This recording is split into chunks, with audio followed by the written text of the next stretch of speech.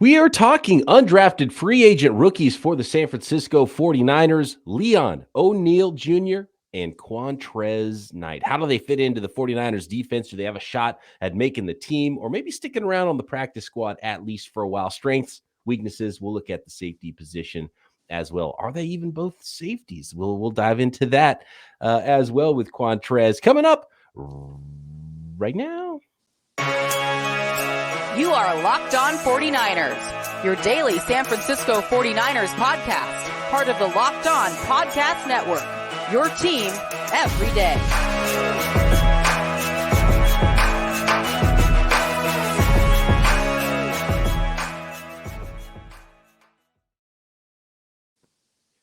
Welcome to Locked On 49ers. Brian Peacock and Eric Crocker with you once again at BD Peacock at Eric_Crocker. Thanks for making Locked On 49ers your first listen here on the Locked On Podcast Network, your team every day. Today's episode brought to you by BetOnline. BetOnline has you covered this season. More props, odds, and lines than ever before. BetOnline, where the game starts. We're talking undrafted free agents, and this is fun, Croc, getting into the scouting reports on some of these guys. And look, Leon O'Neal Jr. was a big-name player. A lot of people knew who he was. It was similar to when we were talking centers, right?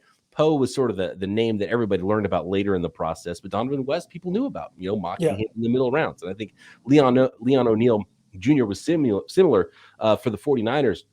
And before we get into the strengths and weaknesses in the scouting reports and, if they can make the team and what the position groups look like there on the inside of the 49ers secondary, I do want to say that, and there was some pushback and some fans, especially, there was one fan in particular, I think he was in the YouTube comments, and he was an Arizona State fan, and he thought we were disrespecting Donovan West a little bit.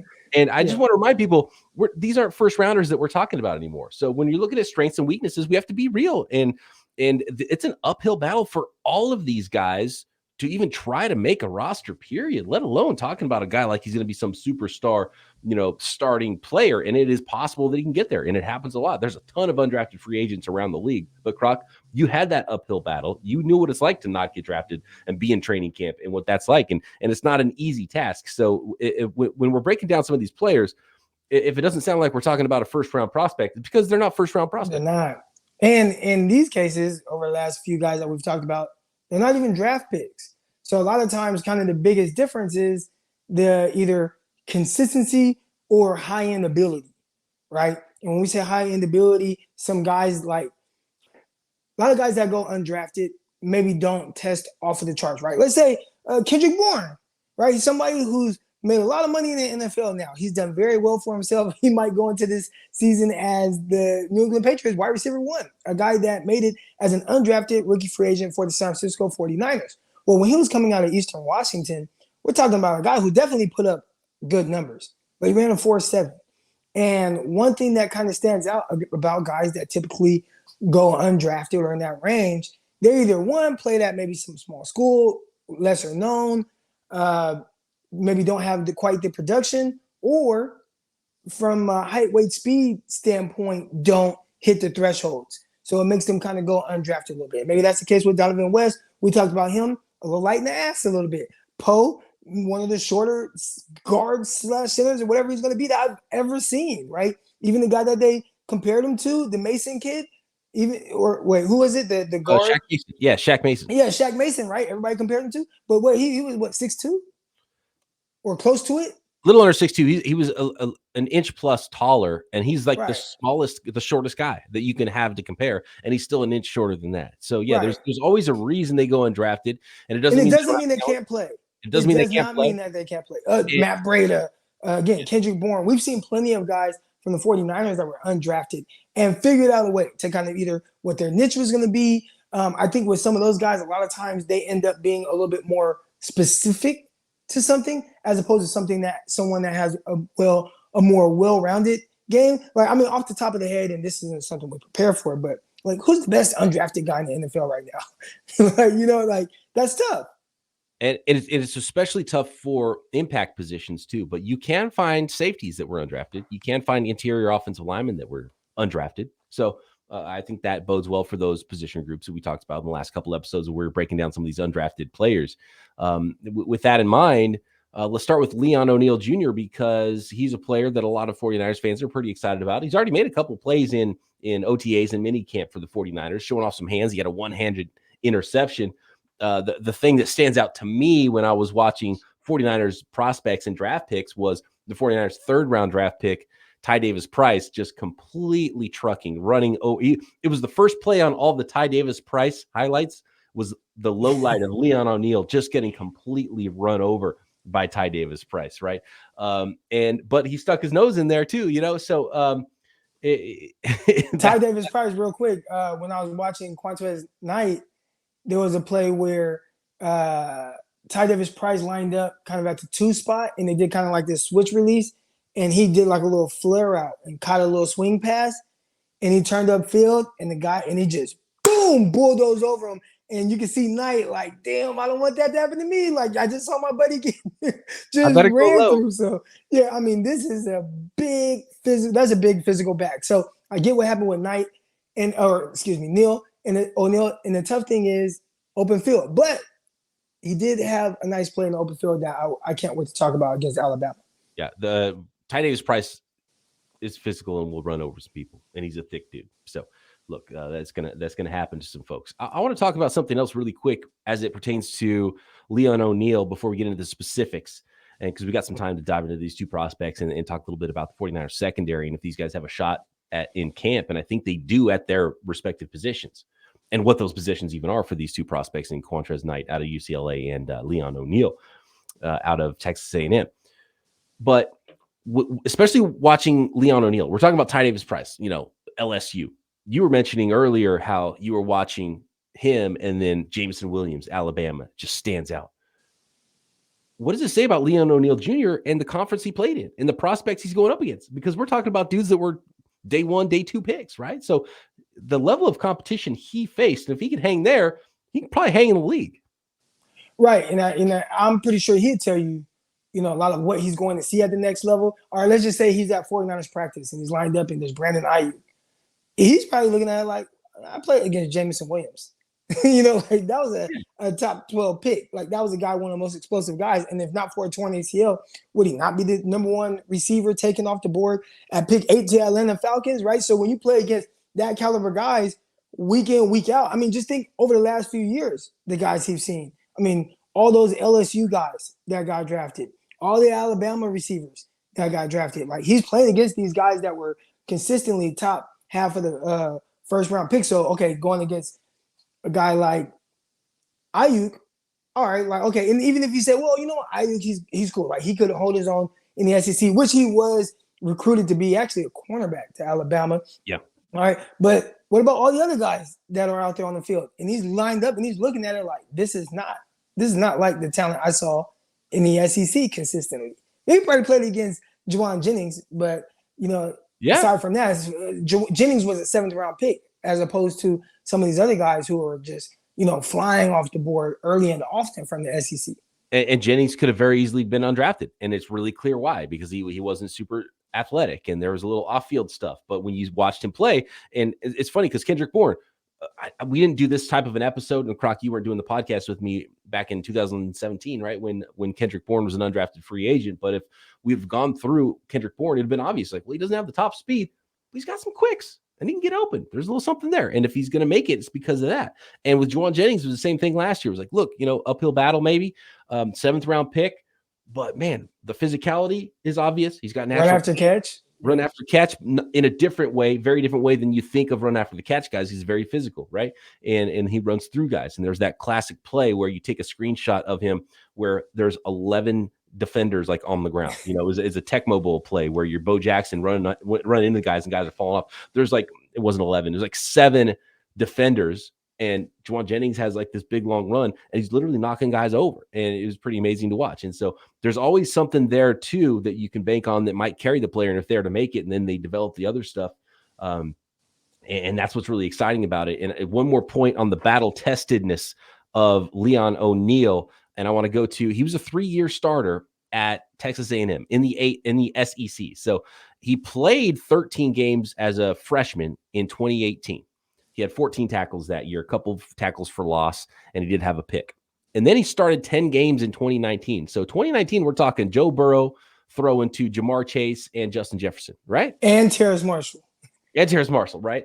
He's Clyde Edwards-Helaire, who was the first round pick out the backfield. So he's a starting safety in that conference, right? In 2019 as a sophomore, then starts 10 games in 2020, 12 more games in 2021. So a 3-year starter in the SEC. So battle tested. Yeah, he's not going to be afraid of anything he sees out there. But next, the important thing is, okay, now how good can he be? Where's the top end ability? Height, weight, speed, okay, but what do we see on tape as well with both Leon O'Neal and Qwuantrezz Knight coming up next? But we got to let the folks out there know, and I know you're burning up, Croc. You got some things to talk about, but we got to tell the folks about Blue Nile. BlueNile.com. You can celebrate all of life's special moments, from creating the custom engagement ring of her dreams, or giving the classic and timeless jewelry piece to someone that's special in your life, all at prices that you won't find at a traditional jeweler. You can find anything you need. You want to take your relationship to the next level, not even an engagement ring, but there's tons of other ways that people are showing their love to their significant other. You want to buy something nice for your mother. How about Father's Day coming up? You want to buy dad a ring? Buy him something that's like big and Super Bowl ring looking, Arena Bowl ring looking, right? Like Eric Crocker's Arena Bowl ring that he's got somewhere, unless his children ran off with it. And hopefully he's able to find that someday, because he couldn't find it the other day. And look, the best part for me with Blue Nile has always been the customer service with what they're able to help you do. Because for me, I'm always going to need help when I'm buying something for somebody, looking for fine jewelry. If you're having trouble choosing, Blue Nile has jewelry experts on hand 24/7, available via phone or chat to help you find a memorable gift at every budget. So make your moment sparkle with jewelry from BlueNile.com, and Locked On 49ers listeners will get $50 off purchases of $500 or more. This is a podcast exclusive that includes engagement as well. So to get that $50 off, use promo code Locked On. That's code Locked On. Plus, every order is insured, ships free, and arrives in discreet packaging that won't give away what's inside. So shop stress free and find your forever piece. Go to BlueNile.com today. I do want to thank everybody once again for making Locked On 49ers your first listen. For your second listen, check out the Ultimate NBA Mock Draft, which starts June 16th. I know a lot of you loved and tuned into the NFL Mock Draft. This is the same thing, but for the NBA Draft that's coming up. Warriors don't have one of those lottery picks, I can't. Where the Lakers picking, by the way, Croc? A little higher. I don't know. It's weird. Listen, I haven't paid attention as much, but the Lakers traded away a ton of picks. Yeah. But I feel like they got one back somehow. But I'm not sure. Don't quote me on that. But they traded away a bunch of picks to get Anthony Davis. Well, basically, whoever they draft won't be playing with future Warrior, if he has anything to say about it, LeBron James, who wants to now go join the Warriors, which I'm not surprised about. With over 50 insiders, nothing equals the Ultimate NBA Mock Draft, the Locked On NBA Big Board Draft experts, plus Odyssey insiders. The first pick is June 16th. Search Ultimate NBA Mock Draft and follow now so you don't miss a pick. All right, Croc. Leon O'Neal Jr. There was a point I think you wanted to make before we went to break there about Leon O'Neal in the SEC. Well, no, just with all these guys, right? We're going to talk about with Leon O'Neal. We're going to talk about it with Quantrezz Knight, but just you got to figure out, where do they win? And can they win at a consistent enough rate to carry that over to the NFL and be utilized in that area? And I think I found that for O'Neal. Oh, okay. I can't wait to find out what that exact thing is. 32 starts in the SEC for Leon O'Neal. Played 4 years at Texas A&M. Led his team in interceptions with 2 interceptions his last 2 years in 2020 and 2021. Actually returned 185 yards for a touchdown as well. So he's 6'1.5", 204 pounds. He ran 4.7 flat. Now, if you're wondering why someone who is that battle tested and is a pretty good player in Leon O'Neal, why was he not drafted? He ran 4.7. Also, what should be noted is he ran that at the pro day, I believe, and everyone at Texas A&M ran a very slow time. So I don't know if whoever was the timer just screwed all these guys, but from O'Neal to Spiller, who ran 4.62, and people were not expecting that. The tight end, gosh, Heidenberger. I can't think of his name right now, but the big tight end. Was that the dude that ran like 5 flat? Dang near like 5 flat, right? So I mean, the times were extremely slow at Texas A&M. Not saying it wasn't right, but either everybody was just hella slow, or the timer, he was a little slow with his trigger finger. There's going to be some prospects that are kicking themselves for not running the combine, because the combine times were crazy fast. Yeah. And usually people try to improve their times. And usually it says something about the prospect that they're trying to wait for their pro day because they're trying to get that extra, 0.05 on there. And so it might have not worked out in Texas A&M prospects' favor, and maybe not because like you want to get that 4.69 too. The 4.7 is where if he would have ran 4.63, I mean, we probably wouldn't be having this conversation with him as a 49er, undrafted. He would have went maybe 4th or 5th round or something like that. Mm-hmm. Like the 40-yard dash for a lot of these guys, it's all about money.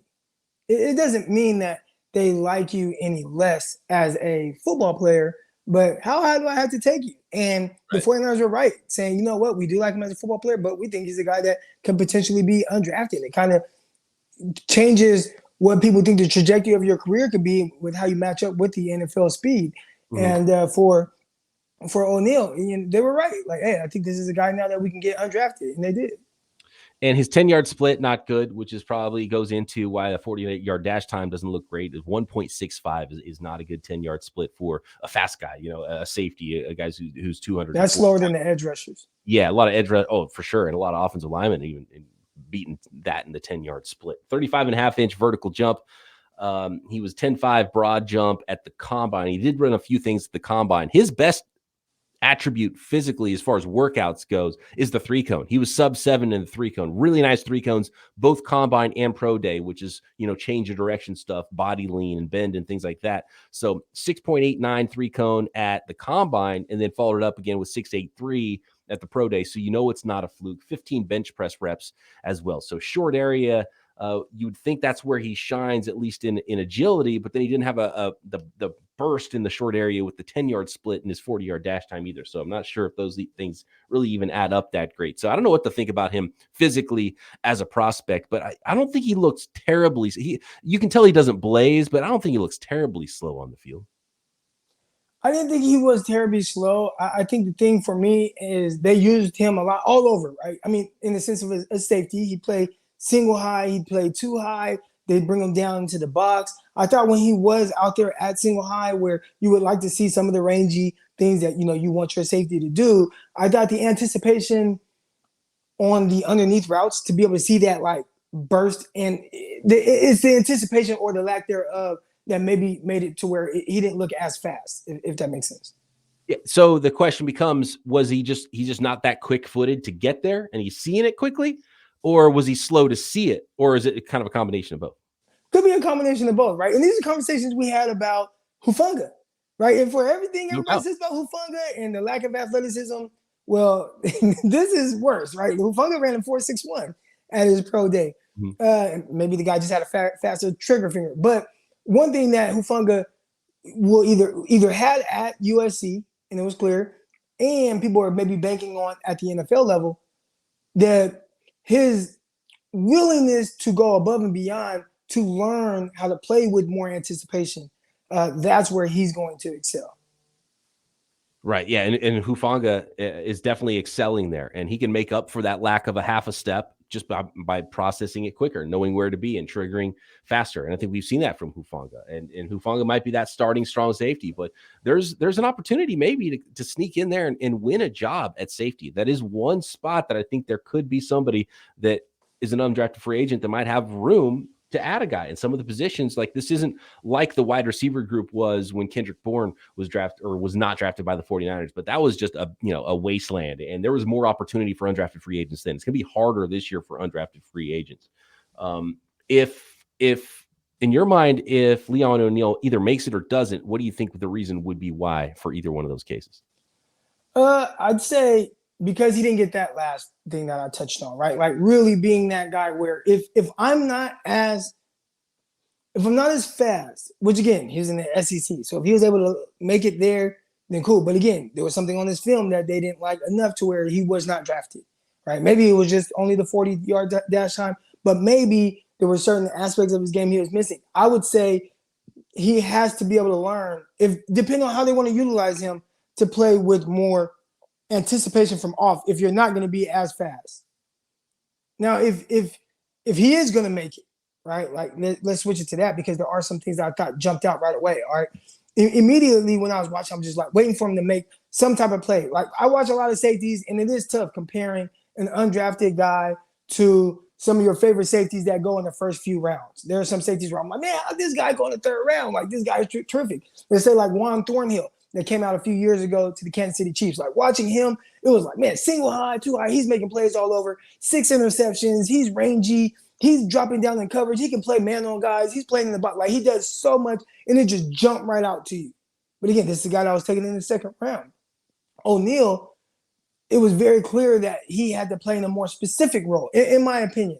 And it was someone that played a little bit closer to the line of scrimmage. I was waiting for him to make plays out in coverage, waiting for him to make plays. And again, you can watch a highlight, and in the highlight, you'll see him make plays. But I just mean what's consistent during games. And I thought he was much better around the line of scrimmage, where he played with great, it might be anticipation, or just maybe it was his assignment and he was just timing it up right. But him getting up to the line of scrimmage, stuffing lanes, making tackles at the line of scrimmage or for loss, how he blitzed off of the edge, where he might, run off of the edge. And I don't know if it was a game between those guys, if it was designed, but him pick the right hole and get there, get a sack on the quarterback. Saw him take on receivers on screenplays, knock them over, go in, run in and get tackle. So I just thought in space, looked a little lost at times. But if you start to utilize him a little bit more as a true traditional strong safety, I thought that's where his value is. So what I'm hearing from you is it's a poor man's Hufanga. So if Hufanga is going to be the starter, you plug in O'Neal as his backup, right? Well, I mean, again, I don't know poor man's, but from what I saw, they probably have a lot of similarities. And Hufanga ran a 4.61. If O'Neal ran a 4.61, he might have been drafted in the same range as Hufanga. Yeah, and that's one of the big things, because with Hufanga, we were watching him, we're thinking, man, and I think Hufanga ran faster than he actually even played at USC, because he dropped 10, 15 pounds or something, right? I think before he ran. So even I think he played slower than 4.61. But man, if 4.61 Hufanga at similar size, 6 feet 200, if 4.61 Hufanga we thought was a tick slow, and we're thinking maybe it's a linebacker, 4.70 O'Neal, he's going to have to process quickly, and you're going to be worried about the range, and you probably aren't going to see a player where you're excited about interchanging those safeties and putting him in the deep middle of the field. Well, Hufanga, for me, it wasn't so much the 40 time that worried me. It was on field where you're just watching him and the guy, and then, okay, when he has to change direction and the pursuit, there were times where it's just like, just a step slow. Then he chases just a step from being there. Then I think he's just always a step slow. He's slow. Yeah. Yeah. That's what the worry was for me with Hufanga, and we'll see what it looks like. But I think Hufanga has the lead as the starting safety. We'll look into that safety position next, and another prospect that might compete potentially at safety, or is he a corner, in Qwuantrezz Knight out of UCLA next.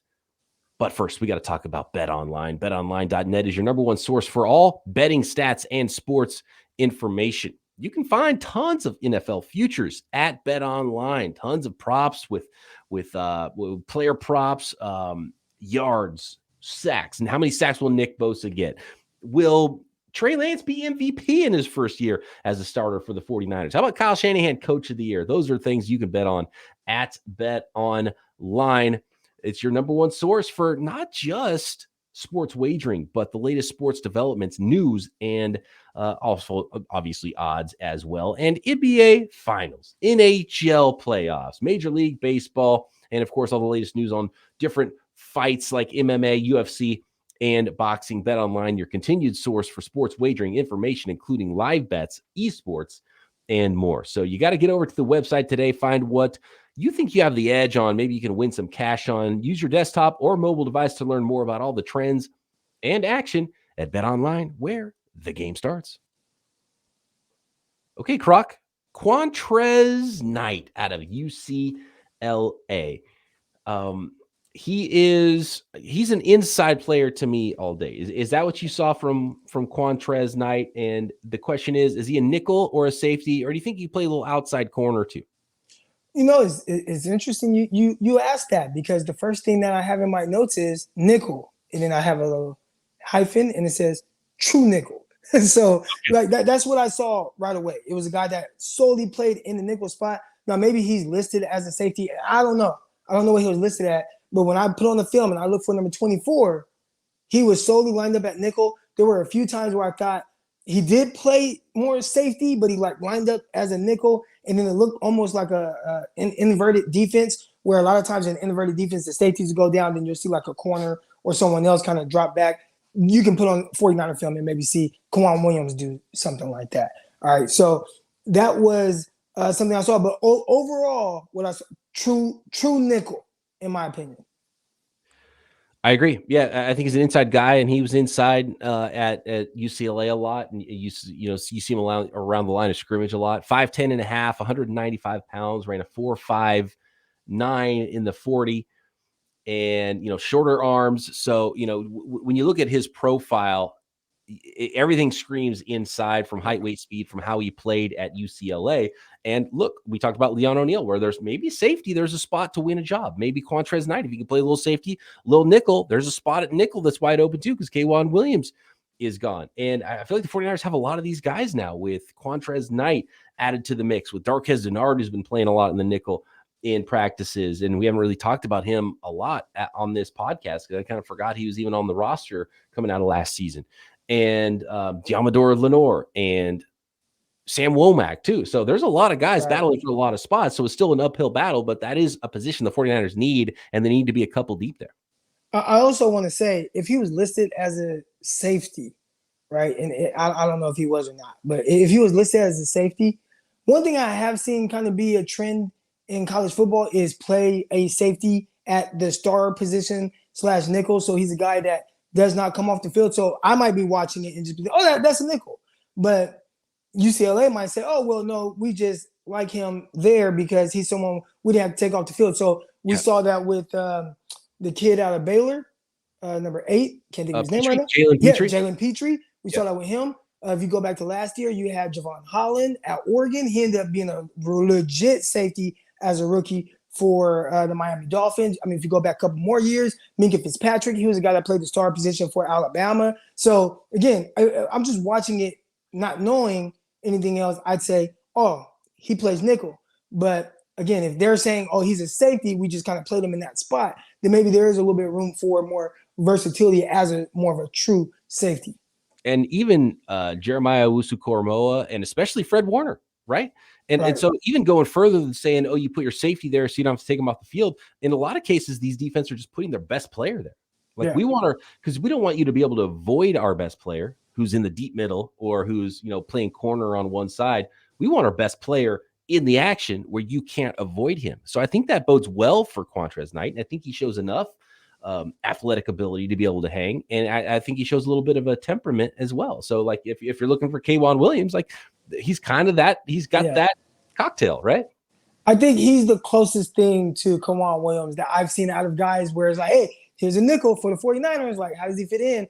The one thing that stood out to me right away, high motor.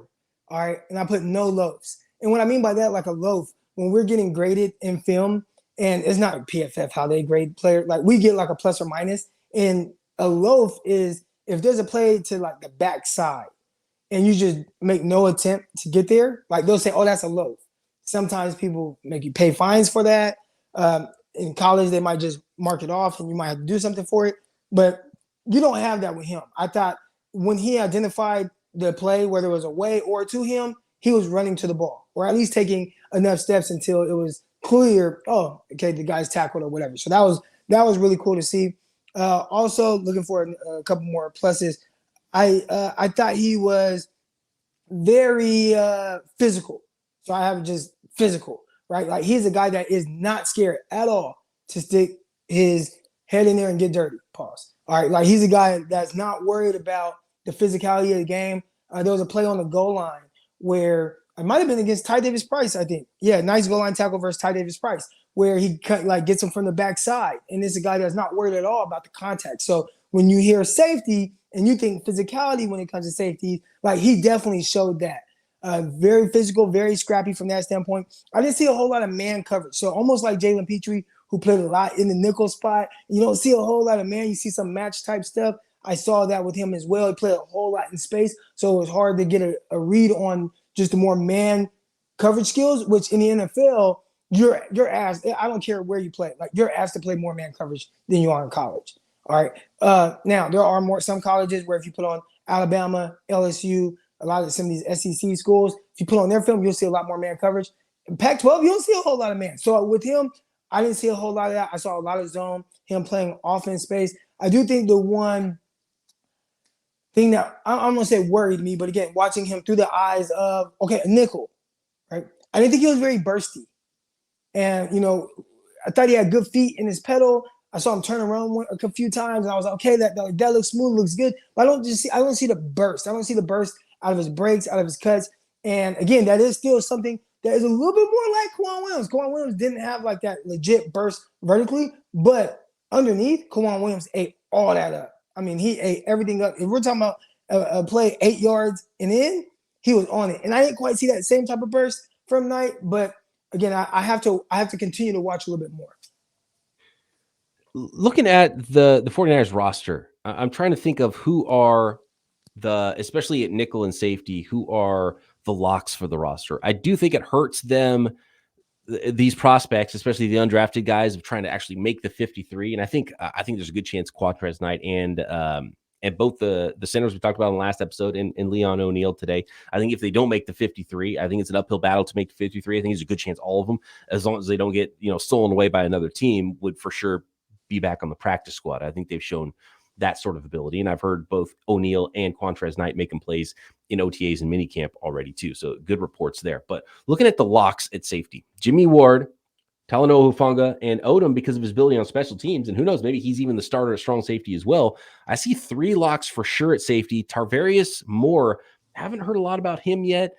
He's still coming back from that injury. Is Moore a lock? Is that where someone could sneak in and get a 4th safety spot? And then at nickel corner, Diamador Lenore, I would not consider him a lock right now. K'Wan Williams, the starter from last year, is gone. Tart, the starter from last year at strong safety, is gone, which is why there's some space for some guys to win jobs. I would say Womack is a lock as a 5th round pick, pretty close to a lock. Darquez Denard is. He would have to be just really bad. Yeah. For him to let go 5th round pick. Exactly. And then if Verrett is healthy, maybe Mosley works in at nickel a little bit, which just adds to the numbers problem for some of these guys. But I think there might be one spot at the nickel safety position that maybe one of these undrafted guys could get in. That's tough. And then, if you are a fan of the 49ers, this is a good problem to have, because you're looking at it and you're like, man, this is a good roster. If you are Knight, or if you are O'Neal, or even the Womack, potentially, it's tough because, you want to figure out a way to give yourself the best chance. And when you go undrafted, you typically have your pick out of a few teams.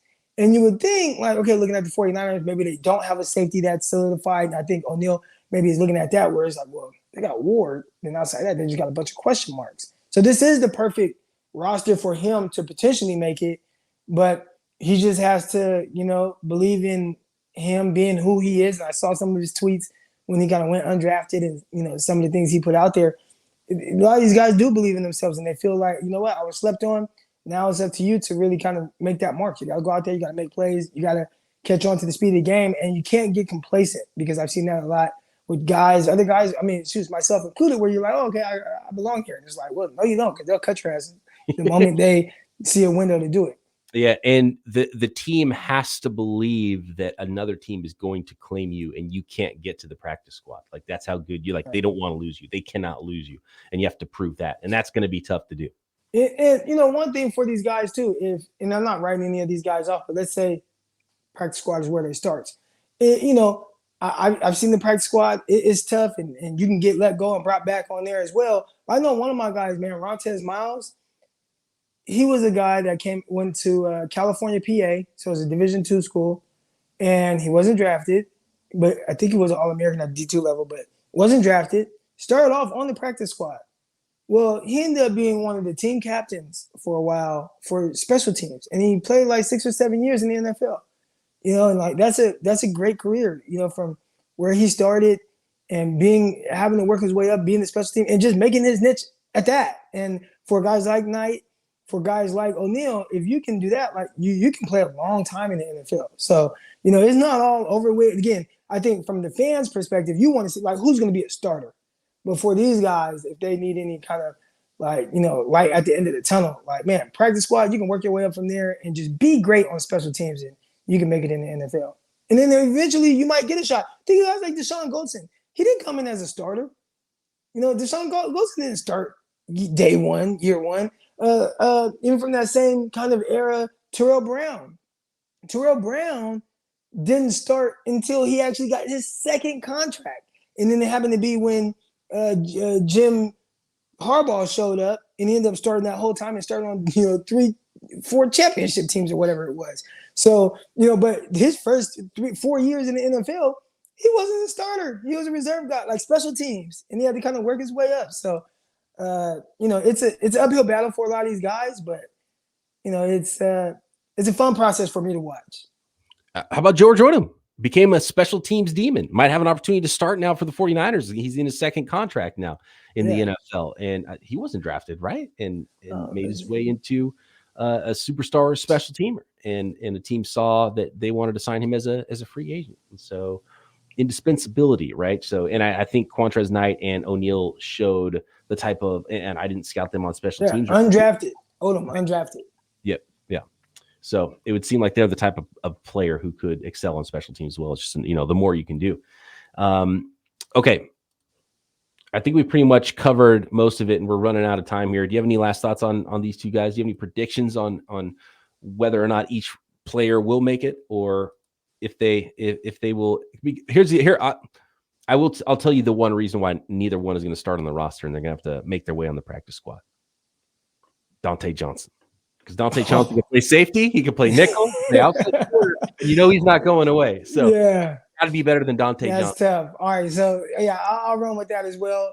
But hey, man, practice squad, you can make it. And shoes again, if they need any more light at the end of the tunnel, the two starting cornerbacks for the 49ers right now, both undrafted, Emmanuel Mosley and Charvarius Ward.